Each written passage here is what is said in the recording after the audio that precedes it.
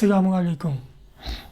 क्या आप भी उन लोगों में से शामिल हैं जो ये चाहते हैं कि उन्हें कोई ऐसा वजीफ़ा पढ़ने के लिए मिल जाए जिसकी बरकत से उनके दिल से गुनाह की तरगीब, उसकी कशिश ख़त्म हो जाए और नेकी में उनका दिल लगे।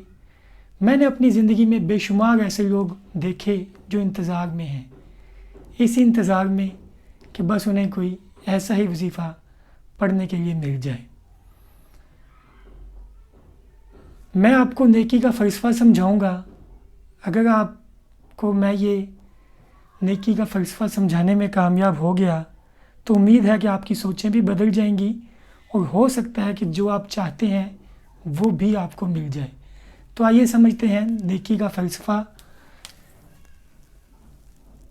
देखें, इंसान असल में दो चीज़ों का मजमूआ है, खैर और शर।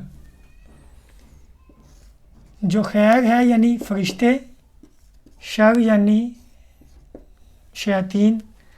अल्लाह ताला ने इन दोनों की सिफ़ात इंसान में रखी। अगर इंसान अपने शर को दबा लेता है और खैर का काम करता है तो ये फरिश्तों से ऊपर। अगर यही इंसान अपने अंदर खैर को ख़त्म कर ले, अपने ऊपर शर को हावी कर ले, तो फिर ये शैतान से भी बदतर है। उम्मीद है कि बहुत से लोग इस बात को समझ गए होंगे, फिर भी इसकी थोड़ी सी मज़ीद वजाहत करते हैं और एक नई मिसाल से समझते हैं। फ़र्ज़ करें एक जगह है जहाँ पर 10 लोग नमाजी रहते हैं। अगर यहाँ पर कोई एक शख्स आता है तो उसे नमाज पढ़ने में कोई इतनी ज़्यादा तकलीफ़ का सामना नहीं होगा। 10 लोग नमाजी होंगे, ये भी अपने गिर्द माहौल की वजह से बआसानी नमाज की तरफ राग़िब हो जाएगा। अगली जगह फ़र्ज़ करें यहाँ पर 5 लोग नमाजी और 5 बेनमाजी हैं, तो यहाँ पर इसे एक शख्स आता है तो इसे थोड़ी सी मुश्किल होगी, क्योंकि उसके लिए दोनों रास्ते बराबर हैं कि वो 5 नमाजियों के तरीके को अडॉप्ट करता है या बेनमाजियों को। अगली मिसाल देखें, एक जगह है जहाँ पर 10 लोग बेनमाजी रहते हैं। यहाँ पर कोई शख्स एक आता है तो उसे नमाज पढ़ने में ज़्यादा दिक्कत का सामना है, पीछे वाली मिसाल से ज़्यादा, क्योंकि ये 10 बेनमाजी हैं, उसके गिर्द नमाजियों वाला माहौल नहीं, लिहाजा ये ज़्यादा मुश्किल में है। इससे भी ज़्यादा मुश्किल फ़र्ज़ करें यहाँ पर 10 बेनमाजी हैं। पहली मिसाल में 10 बेनमाजी हैं, इस एक को तंगी है लेकिन वो 10 लोग उसे रोकते नहीं हैं, ना इसको माहौल की सपोर्ट है और ना ही वो इसे रोकते हैं। अगली मिसाल में एक शख्स 10 बेनमाजियों में एक नमाजी है, ये 10 के 10 उसे रोकते हैं। जब भी नमाज का वक्त होता है मुख्तलिफ हीलो बहानों से कि क्या फ़ायदा नमाज का, तुम बड़े हाजी हो, 900 चूहे खा के बिल्ली हज को चाहिए वगैरह वगैरह, ऐसे ताने देते हैं या मुख्तलिफ मसरूफियात में उसे उलझाना चाहते हैं, लेकिन फिर भी ये शख्स नमाज पढ़ता है। तो आप देखें कि इस शख्स की नमाज इसकी नमाज इससे मुश्किल, इस शख्स का नमाज पढ़ना इससे मुश्किल और इसका नमाज पढ़ना इससे भी मुश्किल। यानी जैसे जैसे इस तरफ जा रहे हैं हम, नमाज पढ़ना मुश्किल होता जा रहा है। और उसी मुश्किल की वजह से, जैसे मैंने पहले मिसाल दी, उसी मुश्किल की वजह से इस शख्स का अजर इन सब से ज़्यादा है। अभी अगर हम इसी मिसाल को मज़ीद आगे लेकर चलें कि यहाँ पर तो 10 बेनमाजी हैं, उसे रोकते हैं, आगे एक जंग का सामान है, जंग का माहौल है, दुश्मन सर पर है, जान का खौफ है, اور ایک فوجی یا مجاہد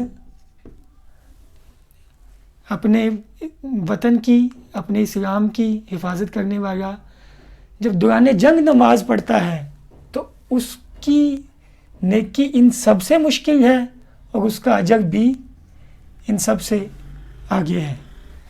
تو یہاں سے یہ بات ثابت ہو گئی کہ نیکی کا فلسفہ مزاحمت میں پوشیدہ ہے۔ اگر ہمیں مشکل نہیں تو وہ نیکی بھی نہیں۔ اگر ایسا ہو بھی جائے کہ ہمیں کوئی ایسا وظیفہ پڑھنے کے لیے مل جائے جس کی برکت سے ہمارے دل سے گناہ کا خیال، اس کی کشش ختم ہو جائے اور نیکی میں دل لگے، تو پھر جواب دیں کہ اللہ تعالیٰ انسان کو جہنم سے بچا کر جنت کیوں دے گا؟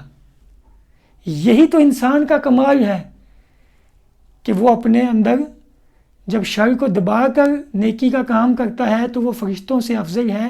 اسی بات پر اللہ تعالیٰ اسے انعام دیتا ہے، ورنہ دوسری طرف فرشتے ہیں جو قیامت تک ایسی ایسی جماعتیں ہیں، رکوع میں ہیں، سجود میں ہیں، قیام میں ہیں، لیکن ان کے لیے کوئی اجر نہیں، کیونکہ ان کے اندر شر کا مادہ نہیں، ان کے اندر سے کوئی مزاحمت نہیں۔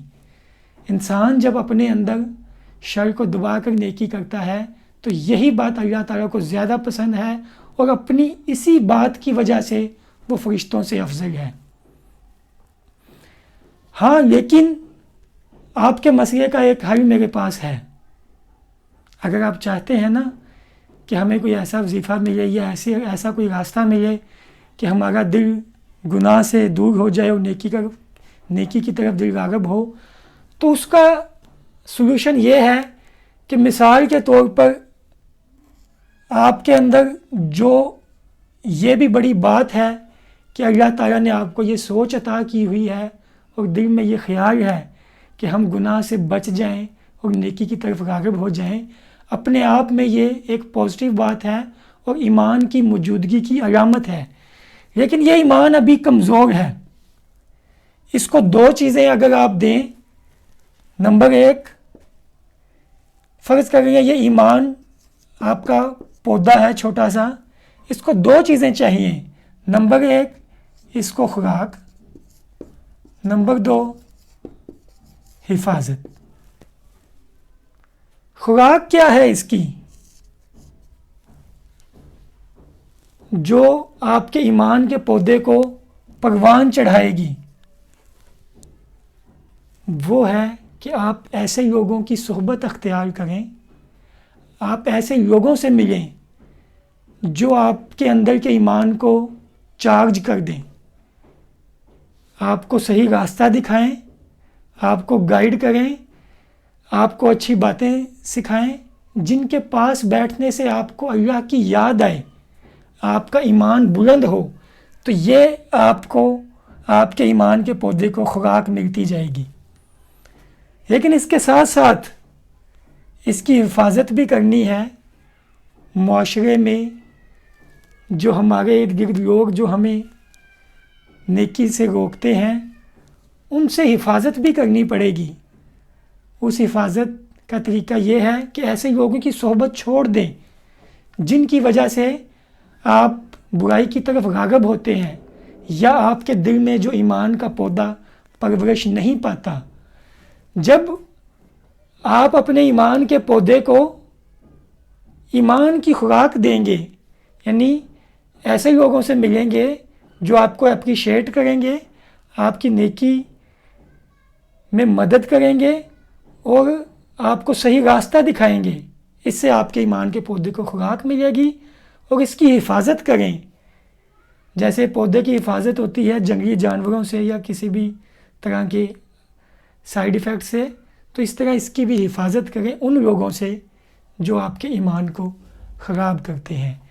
یہ ہے وہ راستہ۔ اس راستے پر چل کر جیسے جیسے آپ کے ایمان کا پودا بڑا ہوتا جائے گا، یہ ایک درخت کی مانند بنتا جائے گا۔ یہ درخت پھر اتنا طاقتور ہوگا کہ پھر زمانے کی سرد و گرم ہوائیں اس کا کچھ نہیں بگاڑ سکیں گی، امید ہے کہ جب آپ ان چیزوں کو سمجھ کر اس پر عمل کریں گے، اور اللہ سے دعا ہے کہ آپ کے ایمان کا پودا صحیح سمت میں سفر کرے، اس کو خوراک صحیح ملے، اس کی حفاظت ہو، اور وہ اتنا تناور درخت بن جائے کہ پھر کوئی آپ کے ایمان کو ڈگمگا نہ سکے۔ اللہ حافظ۔